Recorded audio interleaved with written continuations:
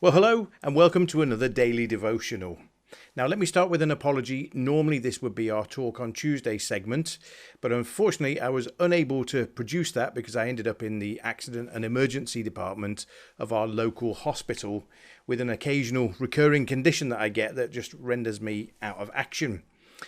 But it's interesting because one of the verses that came to mind during the time over the weekend was actually a verse from Jonah. It's not a book that we often go to, is it? But in Jonah chapter 2, verse 9, it says, "But I, with shouts of grateful praise, will sacrifice to you. What I've vowed, I will make good. I will say, salvation comes from the Lord." Now, Jonah's actually praying that from the belly of a big fish, something I can honestly say I've never had to do.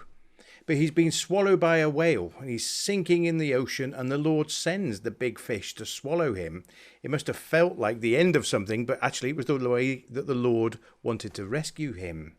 But in the belly of the whale, he's recounting God's goodness, God's kindness, and he comes up with this idea of shouts of grateful praise. So he's basically saying, as soon as I'm back on dry land, I'm going to show gratitude to God and praise him for what he's done.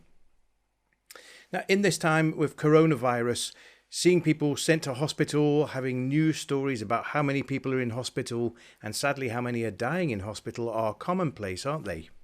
But I want to give tribute to two things. One is the NHS were absolutely amazing yesterday. From the ambulance crew who arrived at our house at midnight and the kindness that they showed, the diligence that they showed, they were apologetic about all the new procedures that they have to go through to keep us all safe from the virus.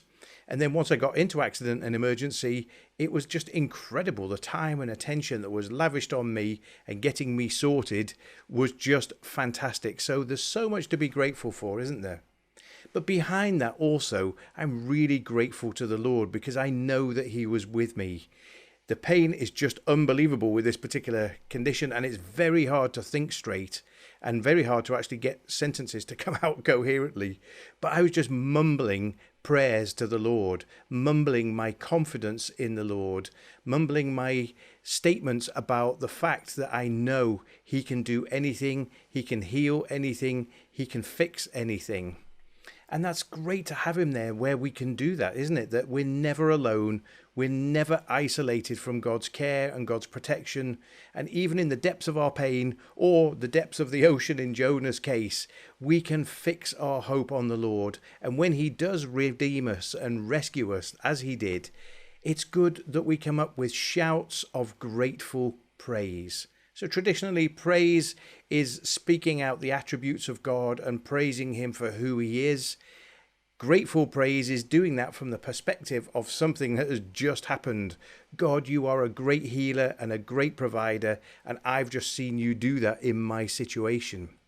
So I suppose the question today is, what have we got that we could be grateful for, that we can confess out to those around us in our family unit or whoever we're isolating with, and that we can confess out to God and offer him shouts of grateful praise?